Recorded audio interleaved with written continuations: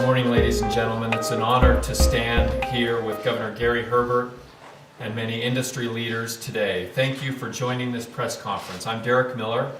I'm the President and CEO of the Salt Lake Chamber and the Downtown Alliance, and also the Chairman of Governor Herbert's Economic Response Task Force that is part of the COVID-19 Community Task Force. To begin, I want to say that the first and foremost priority in addressing the coronavirus is prevention and using best practices to avoid getting the virus in the first place. The truth is that the most important thing that we can do for the economy has nothing to do with economics. It is to mitigate and slow down the spread of the virus. Together, we have become experts over the past several days at things like social distancing and effective hygiene practices. We are looking out for each other, and these are all essential steps in mitigating the ill effects of the coronavirus. With preventative measures in place to flatten the curve, we must also work together to do what I call flatten the dip. We know what it means to flatten the curve when it comes to addressing the spread of COVID-19. To flatten the dip means to mitigate to every extent possible the adverse economic impact of this virus.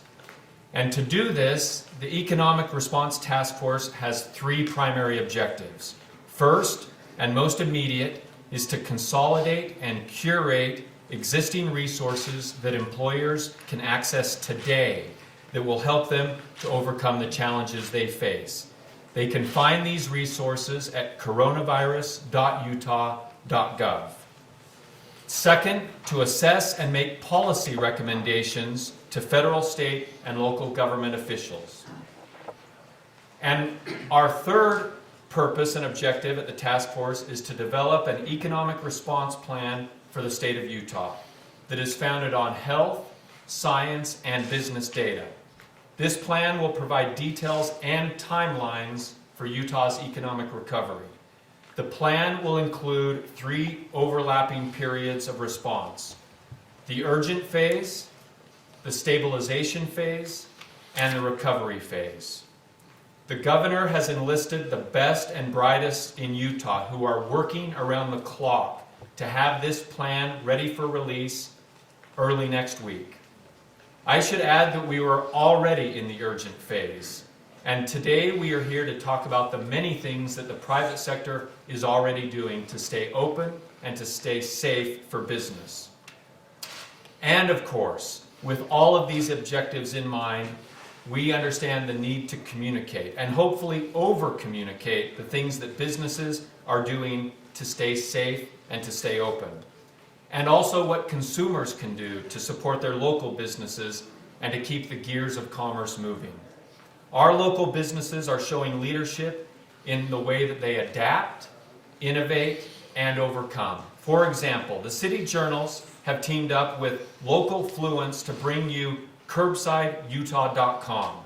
This is a web-based directory with the purpose of listing local restaurants providing curbside options despite the COVID-19 restrictions, and you can get listed for free. Again, the website is curbsideutah.com. Another item that businesses are doing right now is to let consumers know that what they are doing to stay open and to stay safe. Most people check their social media accounts many times a day. So share pictures, tweet, and get your message out to come and support your local favorite business. Today we will hear an update from the governor on the coronavirus economic impact, followed by a briefing from our business and industry leaders. We thank them for being here today. We will hear from Governor Gary Herbert, followed by Greg Freedy, Executive Vice President of Business Development at Merit Medical, Harris Simmons, Chairman and CEO of Zions Bank Corporation, Clark Ivory, CEO of Ivory Homes, Kenny Kimball, President of Smith's Food and Drug, Gary Hogeveen, President and CEO of Rocky Mountain Power, Tara Thue, President of Mountain West States of AT&T, and Simone Chenier, owner and operator of Mountain West Brands. Governor, the time is yours. Well, thank you, Derek. Let me first just say I agree with everything that Derek said. And he kind of outlined, I think, very well the situation where we've been and where we're at today. And I appreciate the good work he's doing on our economic response team and those who are members of that group. Let me just reiterate a couple of things I think are important. One, thank you to the press for being here. These are troubling times. There's a lot of rumors out there of what's going to happen or not happen or what is happening. I appreciate the fact that you as responsible journalists are in fact correcting the error in some of the messaging that's going on and giving the facts and replacing the myths that are out there that are not true. Getting information to the people that we represent is extremely important, and so we appreciate your help and thank you for coming here this morning. Secondly, as Derek mentioned, communication is a difficult thing sometimes under the best of circumstances. These aren't the best of circumstances with all the challenges we face with the coronavirus pandemic that's taking place. Our first concern as a government is to the health and welfare of the people we represent. We want to make sure that people are safe, that they are going to have good health, that they're not going to have some challenge in life because of this virus, which is an unknown. It's a new virus, and so we're kind of learning as we go. It's kind of like building the bus as we're going down the road at 60 miles an hour. And so we're learning as we go. And we hope that as we learn, that we're going to bring some certainty and some hope and confidence in the future of the people that we represent. I believe that's happening and will happen even more over the next few days. As you all know, a few days ago we issued an order based on the recommendations that came out of the White House, President Trump and his advisors, that we should restrict gatherings of groups to less than 10 or less. We also, along with that same time, made some announcements as far as what we should do with our restaurants and prohibition of in-house dining, and put some recommendations in place as far as what should happen, not to close down the restaurants necessarily, but just to prohibit in-house dining, still allowing curbside pickup, drive-through pickup, curbside and home delivery. And that's happening, and we have some successes of that that's taking place as people are learning how to adapt and to innovate and find new ways to do things and delivering of food. We'll talk maybe more about that a little later today as you hear some reports from our restaurant association and others.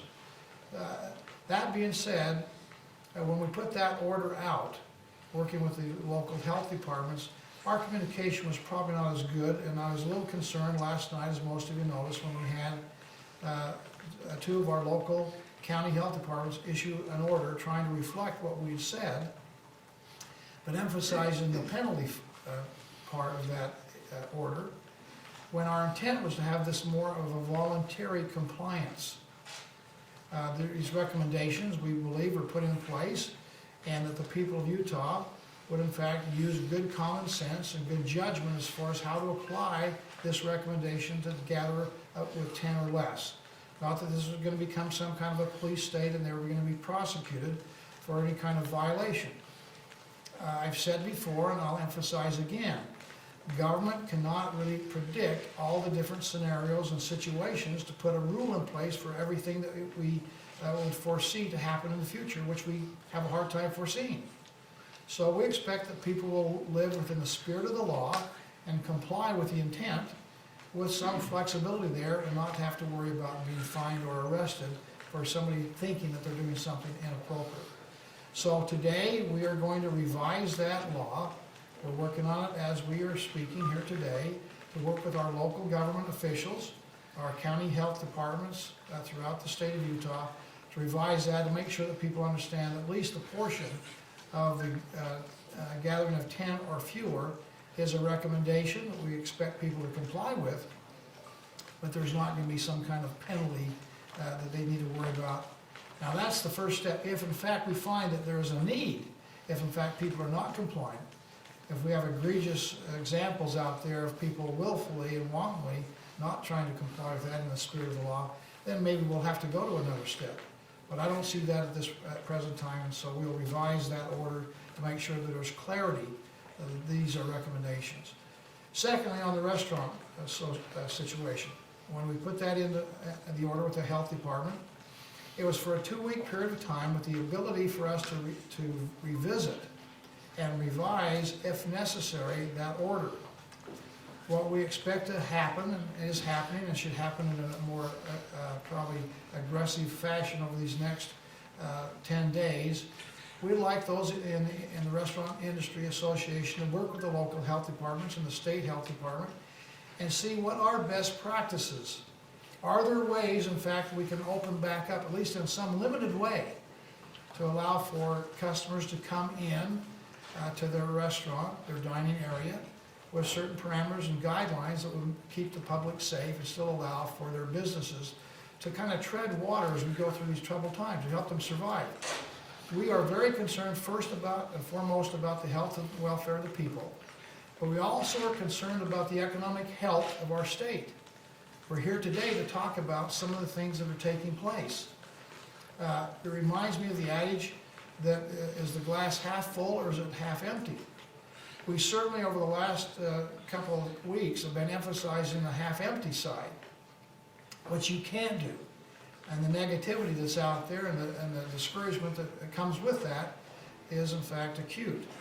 We need to start talking about what are the things that we can do, not just the things we can do, but what are the things that we can do.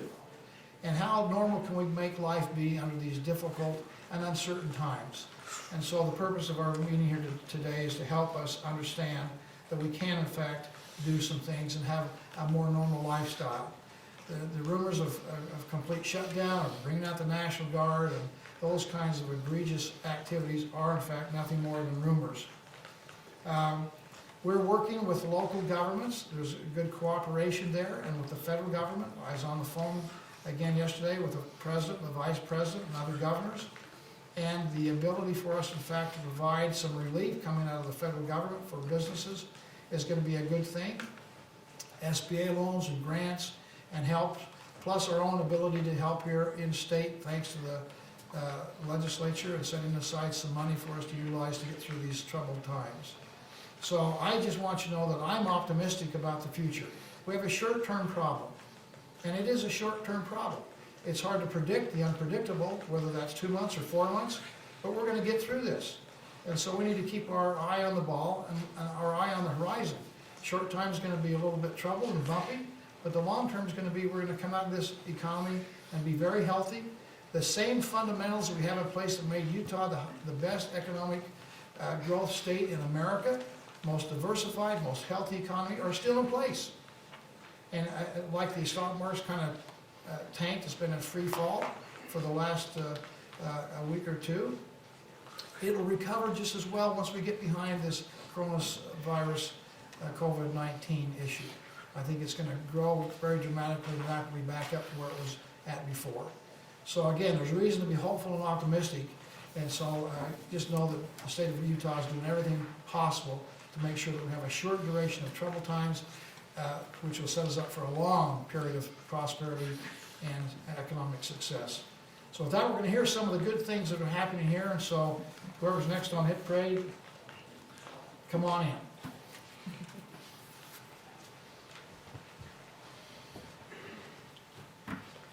Ladies and gentlemen, it's a pleasure to be with you today. Thank you for the opportunity to talk a little bit about Merit Medical and our response that we see regarding COVID-19. Merit Medical is Utah's largest homegrown medical device manufacturer. We have 6,300 employees around the world, including 2,000 here in Salt Lake City. The health and welfare of our employees and the broader communities in which we live is our number one priority. In addition, as a leading medical device manufacturer, Merit has an obligation to innovate, manufacture, and deliver the cutting-edge products needed for patients around the world. To this end, Merit has implemented policies, procedures, and economic incentives which we believe protect Merit employees, protect our broader communities in which they live, and allow us to continue to manufacture products desperately needed during this crisis and beyond. These programs include temperature screening for all employees entering Merit's facilities every day.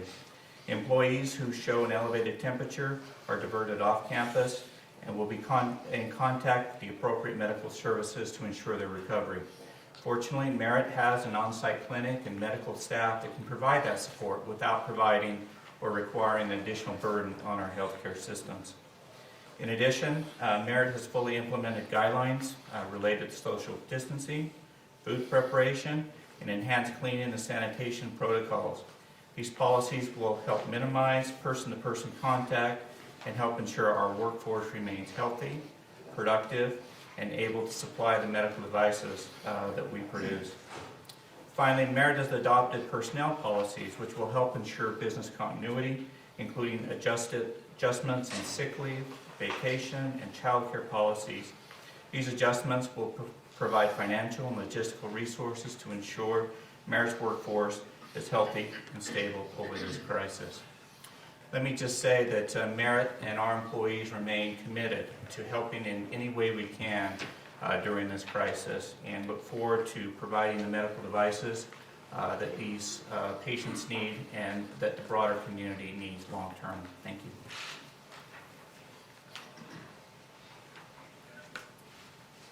I'm Simmons. I'm the CEO of Zions Bank Corporation. Zions Bank, as you all know locally. The good news, as the governor said, is that we've come into this situation with the strongest economy in the United States, and that's a great place to start. And when we come out of this, we'll again very shortly experience the strongest economy in the United States. What we have to do, all of us, is to build a bridge from early March to perhaps late May, or whenever we find ourselves able to exit this unusual period. And the financial sector is doing everything it can to help in that respect. At Zions Bank, we're offering loan payment deferrals for 90 days to any of our customers affected by this who are otherwise in good standing with the bank. And we see other financial institutions doing the same thing. I think you'll find broad relief across the financial sector over the next few months. And we'd encourage borrowers to talk to their bankers. We've put in place a moratorium on any foreclosures or repossessions through this crisis. And so this is really just a pause while we deal with this. The SBA, the Small Business Administration, is providing disaster assistance loans at very low interest rates for up to $2 million. And the legislation that's being considered by Congress will provide additional relief through the SBA. So more on that will be forthcoming. I think it's important to say that the financial institutions in this state are very strong.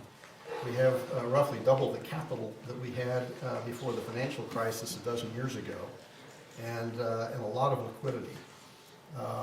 You'll find that there will be limited service as all of us try to protect our employees and customers from this virus.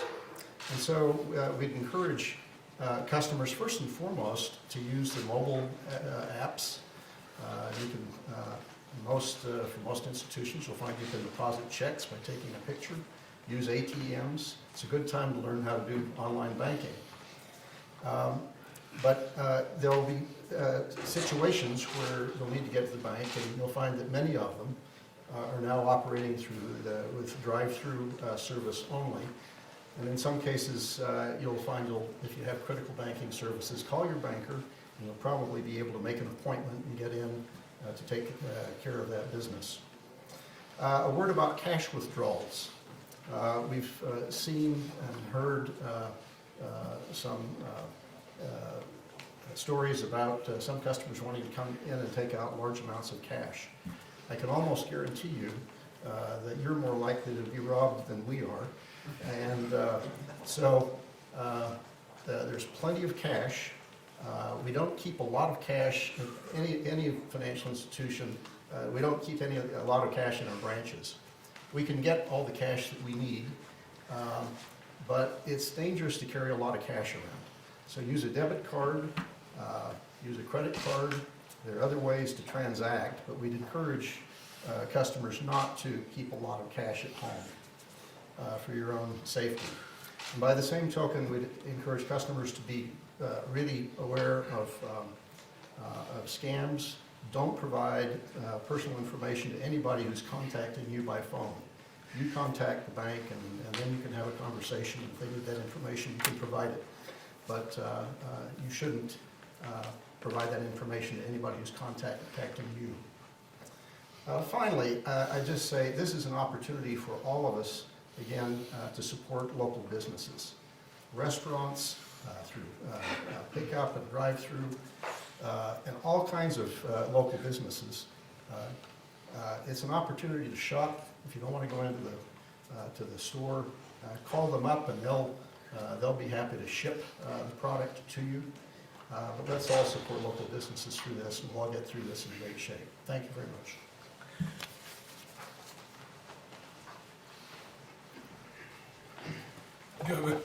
Governor and Derek and the Economic Response Task Force, thank you very much for communicating with business. This is vital. It's vital to business staying healthy that we have tremendous communication from our governor and from all of our officials. It is critical, as has been said numerous times, that we support all of the recommendations from the CDC and the Utah State Department of Health. None of us want to say that we should go against those in any way. At the same time, those of us who are allowed to continue to work must keep this economy going. We've got to keep it moving. Even last night, California's governor recognized with his executive order he had to modify it in order to allow construction, and in particular home construction, to continue because we have such significant needs.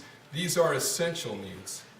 This week in our own business, we have sold 23 homes. It's down a little bit from previous weeks, but that's still, we feel pretty good about.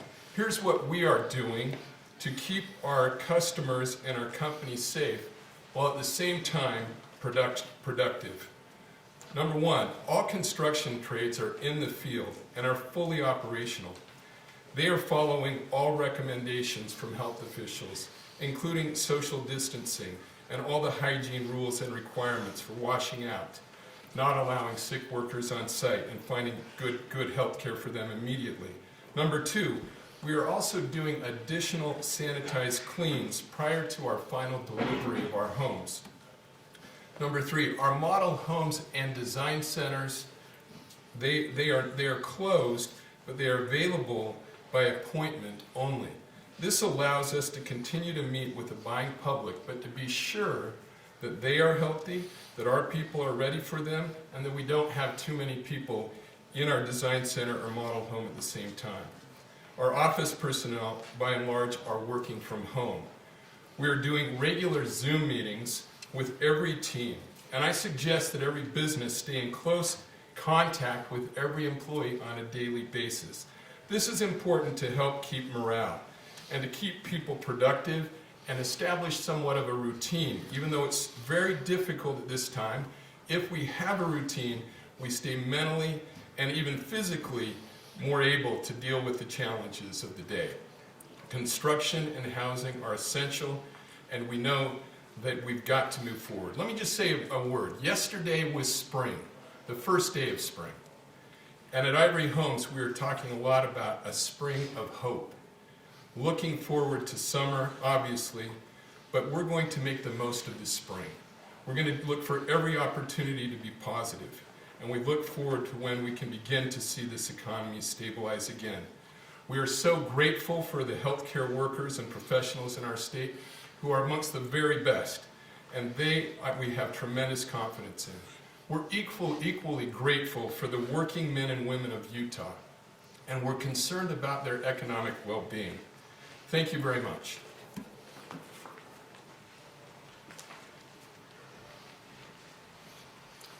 Good morning. My name is Kenny Kimball, the president of Smith's. First off, thank you, Governor, and state officials, and first responders who've really been working around the clock. I know at times like this, there's a lot of uncertainty, and the health and well-being of our Smith's associates and our customers and our communities are our top priority. While times like this are uncomfortable, I can tell you I've seen so many selfless acts from our customers, our associates and suppliers of compassion, consideration, and loyalty. So I just want to say thank you. The stories that come out of our stores on a daily basis with the customers and how patient they are has been amazing. You know, as a dad and a father of 5, I know what is weighing most on everybody's mind is, can I get the groceries and the supplies that I need for my family? And we've seen an overwhelming response in our stores purely based off of that. And the answer is yes. The fundamentals of our business are good. It's healthy. Although there are some products that are in short supply or in high demand, when you think about toilet paper and some of the water and cleaning supplies and sanitizer, a lot of those are the items that are short in our stores. But I can tell you that working with manufacturers, they're all working extremely hard. They may have changed the way they normally produce in their manufacture plants, where they may not have 3 sizes, they may run 1 size or 1 variety, so they can maximize capacity and get us more cases to supply the stores. Our biggest challenge really is our warehouse and transportation. It's almost like our stores. We've had so much volume, it's almost like the day before Thanksgiving every day. And so it's really depleted a lot of the inventory inside of our stores. Same thing with our warehouse and warehouse. So we're working. I can tell you that the earthquake didn't help. It put about a 7-hour delay, but I tell you, our teams there at the warehouse stayed and have worked so hard to get the stores supplied. We've added loads in almost every store, perishable and non-perishable.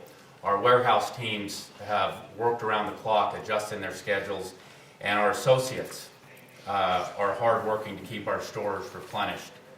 And we're making adjustments every day to take care of our customers and our associates. We've made adjustments like temporary hours. Starting Sunday, we're adjusting our hours. We'll open our stores from 8 a.m. to 8 p.m. And there's really 2 reasons. One is to make sure our stores are clean and to give our associates time to get them stocked. And then also on Mondays, Wednesdays, and Fridays, you've seen that we're opening our stores an hour early for seniors, for those that are 60 and over. And really, I can tell you, if you haven't been to one of our stores at 7 o'clock, either Wednesday or this Friday, this morning, we had either about 100 to 1,000 in front of every single store ready to shop. So it's really, for us, knowing that they were the most vulnerable, we felt really good about giving them an opportunity, and by high demand, they're out in front of our stores and have the opportunity to shop. We've been hiring almost every day to meet the demands. With some of the restrictions on businesses, we've been really extremely grateful that we've had the opportunity in the last week to hire about 500 people. We still have more demand and have more needs, and we're hiring every single day. I know cleaning's on everybody's mind. I talked about us, the reason we have restricted hours, but we're cleaning every day. We're making sure that all the surfaces that are important, we're taking extra measurements with our associates to keep our stores clean and sanitized for our customers. We are putting our associates first, and we're monitoring our associates and their well-being and asking them that if they're sick or anybody in their household sick, that they would stay home. And at this point, the 20,000 associates we haven't had any positive, positive with coronavirus at all. So, and we have strict guidelines if that happens and how we would handle that. I understand that food and supplies are essential to take care of our families. At Smith's, we're doing everything we can to take care of your families. Our associates are really our heroes.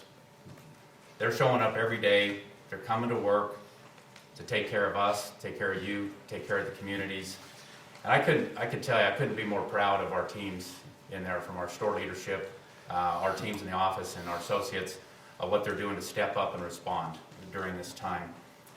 These are challenging times And the key for all of us is to work together. You know, we're grateful for our customers, we're grateful for our associates. We're open every day, 7 days a week. The key is buy what you need and think about your neighbors and be kind and considerate when you're shopping or thinking about the needs of others. You know, we're all going to get through this together. I had this morning, a store manager sent me this note. It said this was laying on their desk this morning. And it was a note, and I'm not sure where it came from. It looked like maybe it was a younger person that wrote the note there and said, "Thank you for all the wonderful food and drinks during these hard times.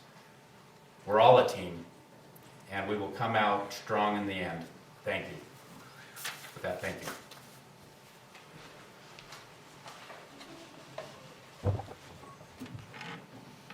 Good morning.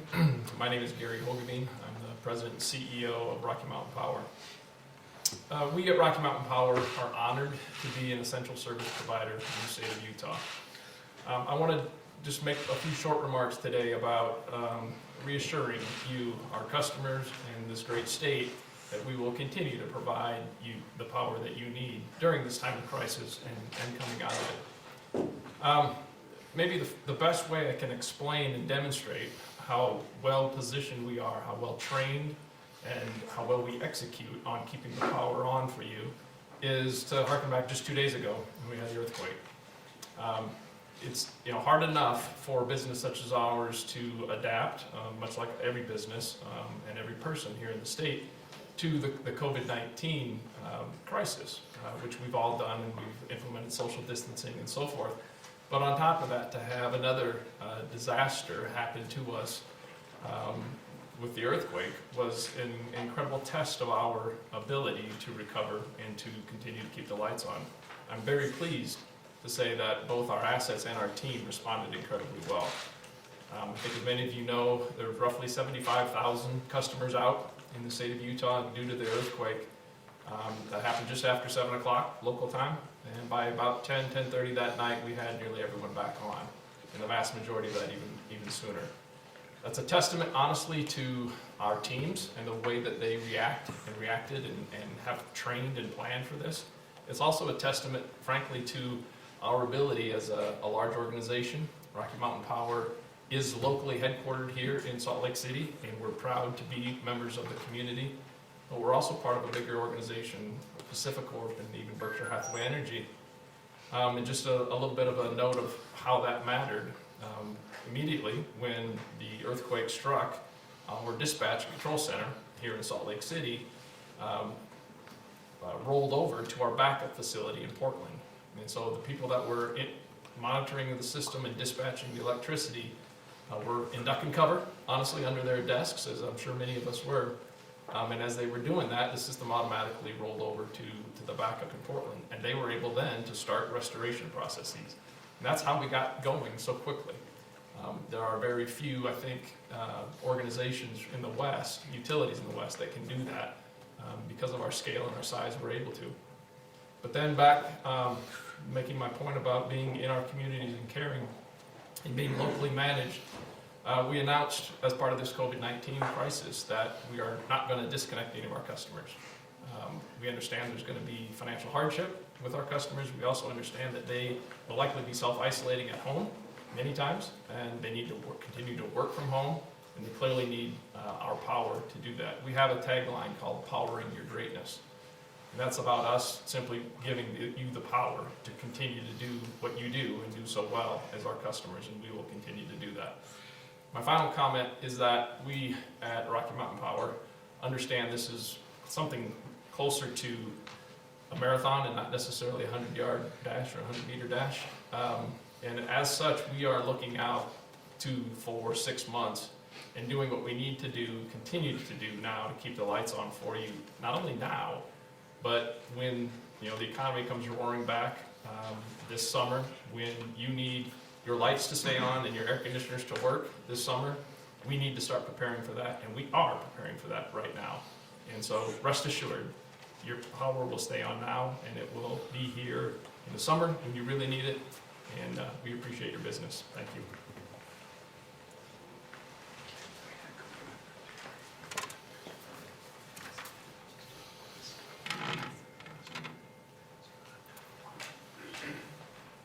The health and safety of our employees and our customers remains AT&T's top priority.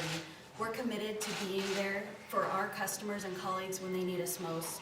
As Utah responds to this pandemic, it's creating a notable shift in how people are using their mobile devices. For example, we've seen a substantial increase in voice traffic as people are placing more calls to stay connected. Rest assured, AT&T is working 24/7 to put the necessary precautions in place while ensuring Utahns can stay connected. We are keeping a limited number of AT&T owned retail stores open to provide in-person support if needed. In Utah, about half of our company-owned retail stores will remain open to meet immediate needs of our customers, including first responders and healthcare professionals. Staffing these stores will adhere to social distancing guidelines, following international cleaning protocols established by the CDC and the World Health Organization.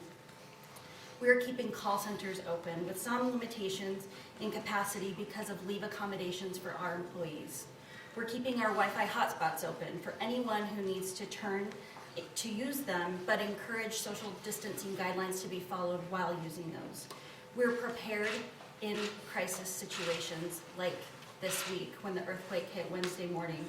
Our AT&T network teams were immediately dispatched to assess and repair damage to outages in the network. Through FirstNet, AT&T provides first responders the connectivity they need to serve our communities. On Wednesday, FirstNet supported local public safety by remotely optimizing the network to provide added coverage in and around Magna. We're also underwriting the State Education Technology Directors Association Coalition for e-learning. This one-stop resource center is available to help all educators handle school closings and virtual learning. We are providing businesses, universities, and schools with conference call and video conferencing capabilities free for 90 days. Announced just this morning, AT&T is creating a $10 million fund to support parents, teachers, and students with remote learning tools throughout the COVID-19 school closures. The fund's first contribution is a $1 million contribution to the Khan Academy to help improve and expand free online resources for anyone. It will also support the development of new resources designed specifically for COVID-19 school closures. This is a trying time for many Utahns who are worried about their jobs and their next paycheck. That's why we were among one of the first providers to commit to the FCC's Keep Americans Connected pledge. This pledge means that AT&T won't terminate service and will waive late payment fees for any wireless or small business customer due to an inability to pay their bill as a result of this pandemic. One of AT&T's core values is to be there when people need us, and we can't do that when our employees are sick. That's why last Friday we implemented a sweeping work from home policy. If any AT&T employee can do their job from home, they will. At the same time, we have implemented new policies and guidelines to help protect our employees who are on the front lines, importantly serving customers who cannot do their jobs from home. At AT&T, our employees who serve the customers are committed to keeping Utahns connected. Thank you, Governor, for your leadership and support as we all face this challenge together.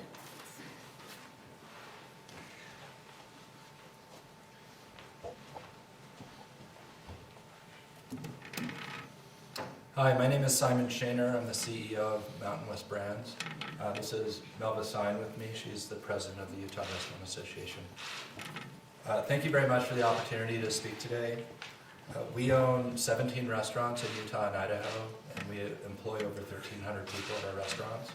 The brands that we own include Market Street Grill, Chakarama, Grub Steak, and El Chabasco, which are both in Park City. I wanted to address a couple of different audiences today. First, I want to speak to other restaurant owners in the state. I want to let you know some of the things that we are doing at Mountain West Brands to manage through this time. First and foremost, make sure you manage your cash. We're fortunate to have some cash on hand, but all of you, I know, operate month to month. Many of you are probably already out of cash or close to being out of cash. I encourage all of you to meet with your landlords, discuss renovations over the next 90 days, meet with, to the extent you own your property and your business, talk to your lender, talk to your mortgage holder, and have the same conversations. I also encourage you to talk with your vendors now, encourage them to keep supplying you food as you're able to sell it. What we've done at Mountain West Brands is all of our executive staff have taken pay cuts, including our general managers and our assistant managers at all of our locations. We're doing everything we can to feed our employees. Any of our employees that need to be fed are welcome to come to our restaurants and eat for free. The next group that I would address would be government officials. I've been on the phone constantly over the last week with various leaders in government, both at the state and local and federal level. I would encourage government officials to keep the dialogue going with restaurant owners and talk about constructive ways to keep us open, to open our facilities as quickly as possible and offer full service to our customers, including implementing best practices when it comes to cleanliness and social distancing. There's no industry that's better prepared to serve sanitary food than our industry. Chuck Arama's been in the business for 53 years, and last year alone served over 3 million meals that were clean and sanitary. I also encourage the government to work with insurance companies and ensure that business interruption insurance policies are being honored and that there are no loopholes or clauses that would allow them to escape making good on their promises to insure us. I would also encourage the government officials to work with bankers and landlords to help small business owners and restaurant owners to survive this period with rent abatements or deferrals. My last message is to the people of Utah. Just so you know, restaurants are open, we are clean, we've been in this business a very long time of serving clean sanitary food, and we need your support. Now is the time, if you have a favorite restaurant that you want to see survive this crisis, go there today, go there tomorrow, eat as many meals as you possibly can at that restaurant in order to support the workers and the business owners. Upon learning that we would have some limit in our service, my head of operations for Market Street Grill, Fred Boutwell, launched a website. The website is supportutahdining.com, and we made it available for all Utah restaurant owners to come onto the website and offer whatever they can as carry-out or to-go. So I'd encourage the public to visit the website, to place orders, and to the extent your restaurant is not on there, encourage your favorite restaurant to join the website. In addition, we're all taking efforts to come up to speed on DoorDash, Uber Eats, and Grubhub to ensure that our customers can order food safely from their homes if they'd like to. Thank you very much.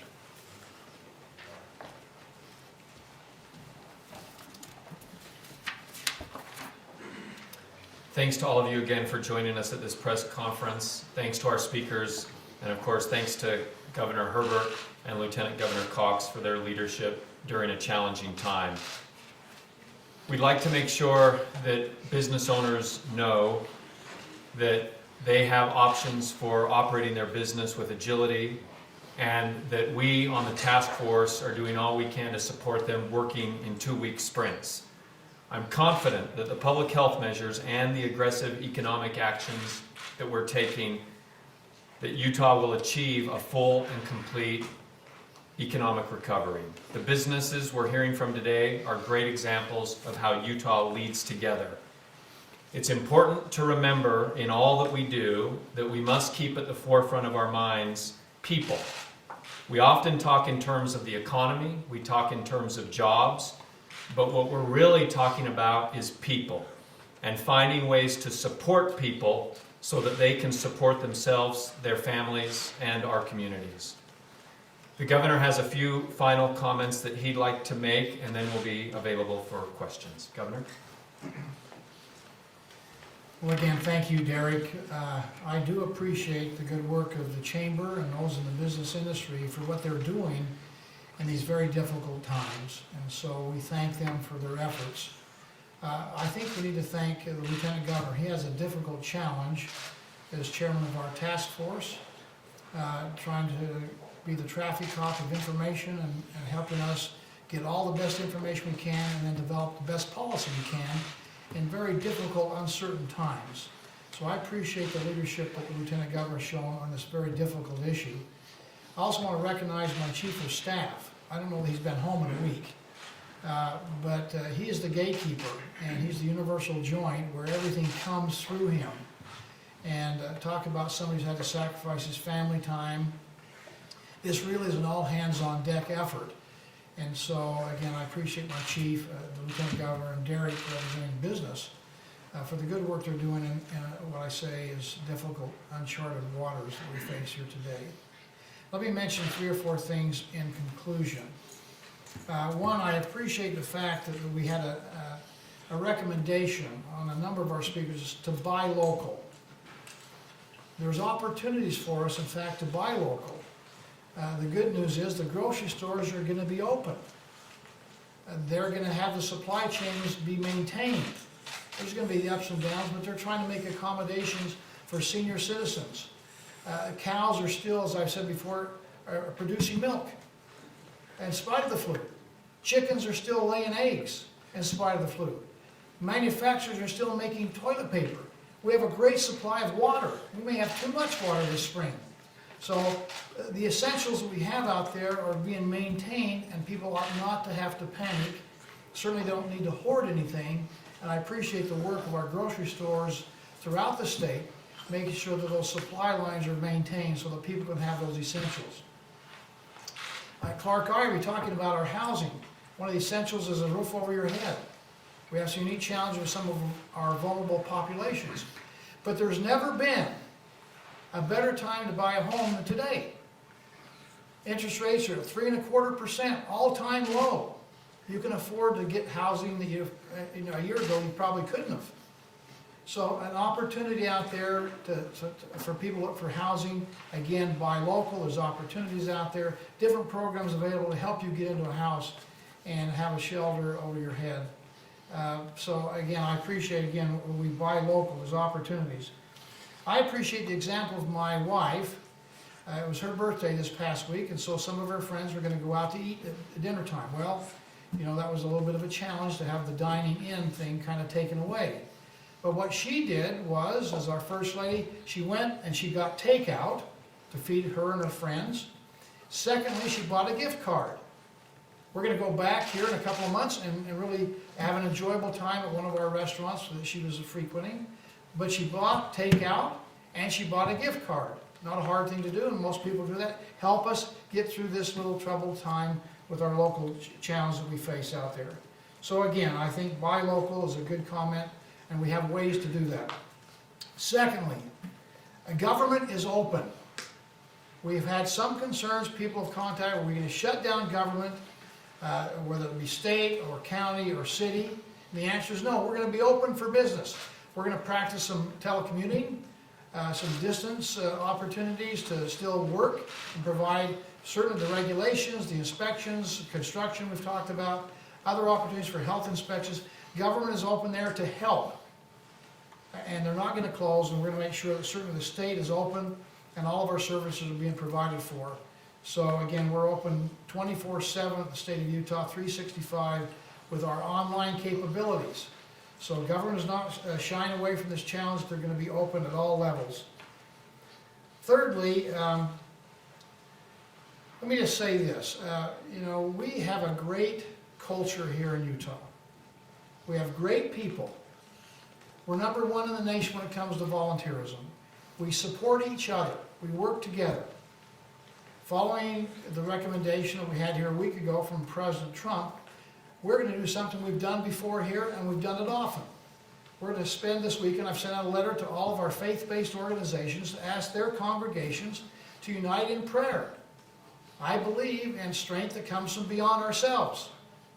Whether that's for guidance, whether that's for enlightenment, whether that's for comfort, whether that's from courage, we ought to pray and ask our Heavenly Father, our God, whatever religion, persuasion you have or don't have, ask for strength and courage and direction and help in the areas that we need help. But we've asked to couple along with that service. Let's pray like everything depends on the Lord, but then let's work like everything depends on us. We have opportunities to go out there and help our neighbors.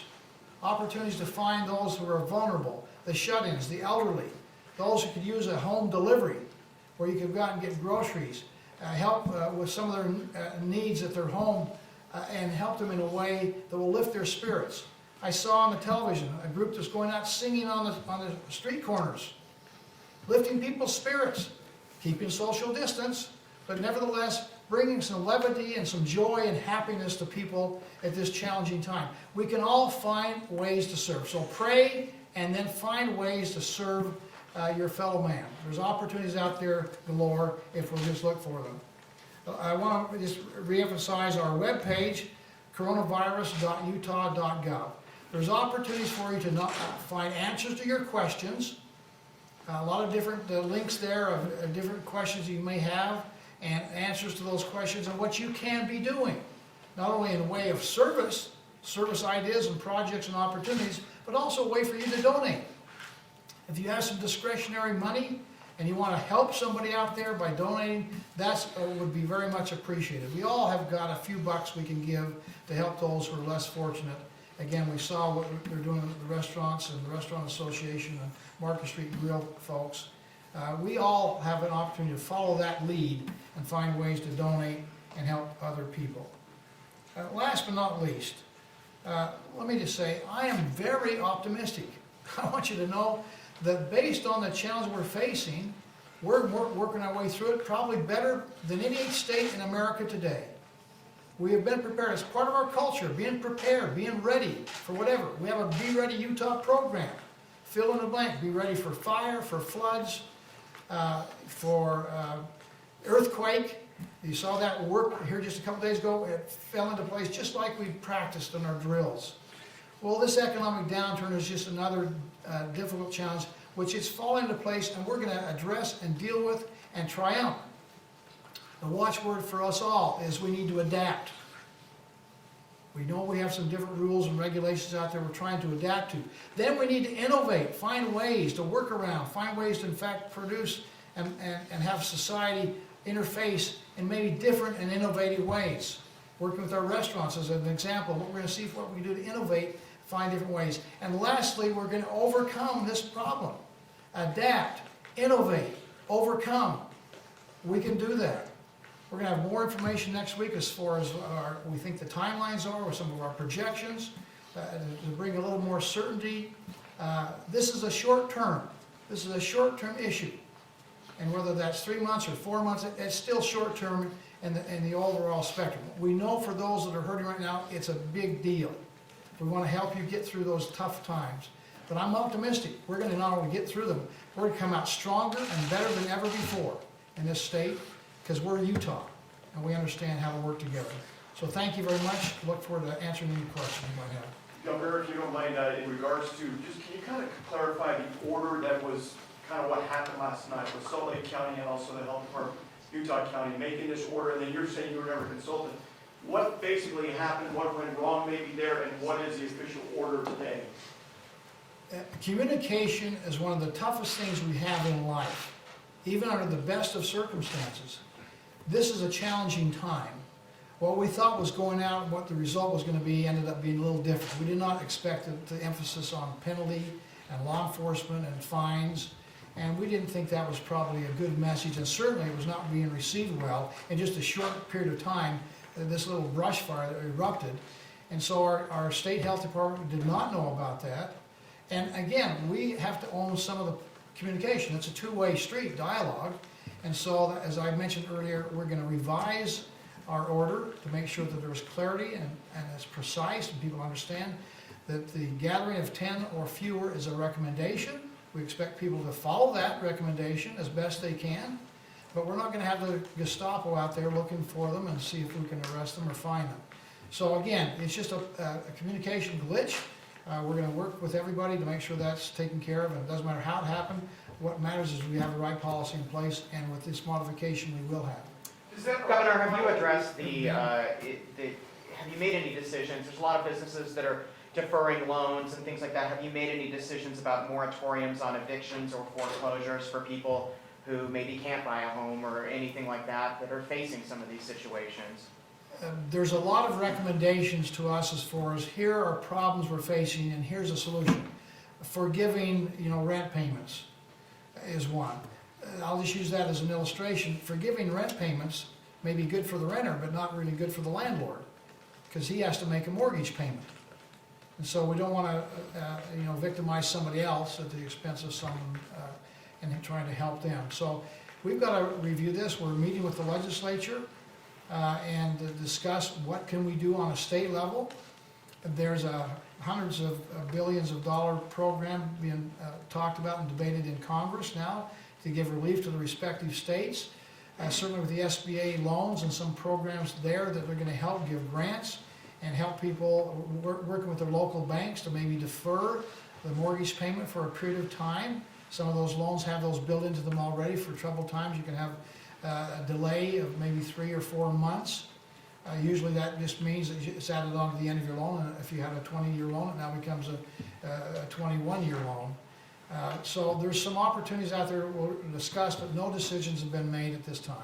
Governor, there's tens of thousands of people now that are unemployed, if they've been in retail or restaurants or any of those kinds of industries, and they're trying to figure out how they're going to buy groceries, let alone try to keep a roof over their heads. And this is an indefinite period thus far. What do we say to them, and what plans do we have to help keep those people from being out on the street? Again, we have one of the best departments of workforce services in the nation. John Pierpont and his people at our workforce services, some states call it welfare, we call it workfare.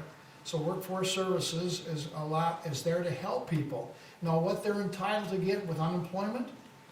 They help them access the programs that will be available to them. And secondly, to help them get back on their feet. We have a great job training program out there, and so you can go to jobs.utah.gov and find information through our workforce services that will help you regardless of what your situation is. They'll give you some direction, some help, and answer questions. So that's a great source there to go to our workforce services department, jobs.utah.gov. You go to our webpage, utah.gov, and you can get a link. But they need income, and this has to happen like That's unemployment insurance. That's, in fact, there's opportunities for them to be helped there. So again, that's the place to go. We understand that people, if they lose their jobs, can they, in fact, how are we going to make payments? How are we going to buy groceries? We understand that. But we're asking everybody this is an all hands on deck. It's not just government bailout. It's also the private sector. I said about services, places to donate. We have a lot of wealthy people in the state.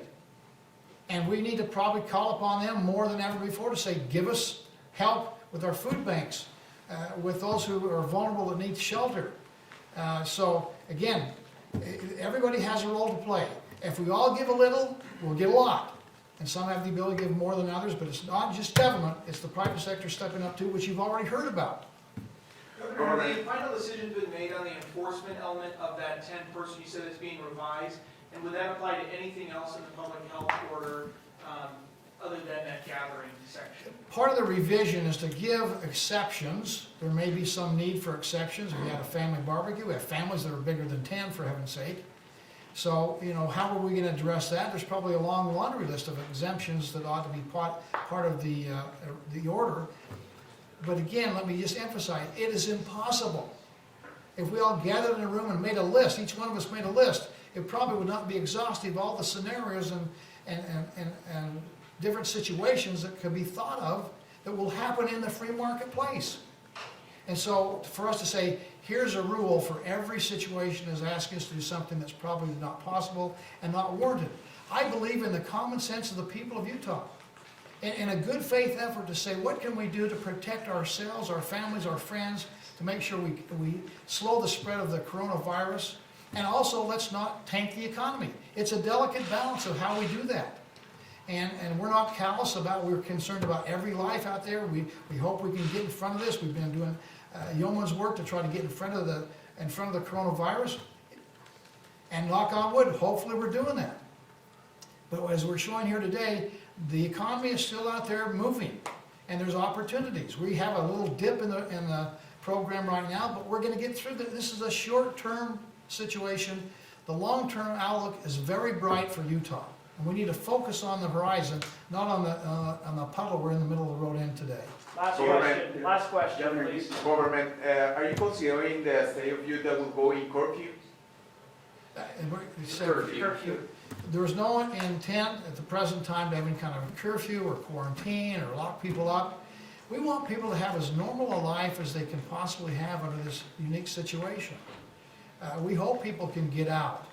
You know, I'm gonna work on my golf game a little more. Where's a better place than on the golf course to go out there where you kind of have isolation and wide open spaces and fresh air? There's probably plenty of tennis courts, there's parks to go to and visit.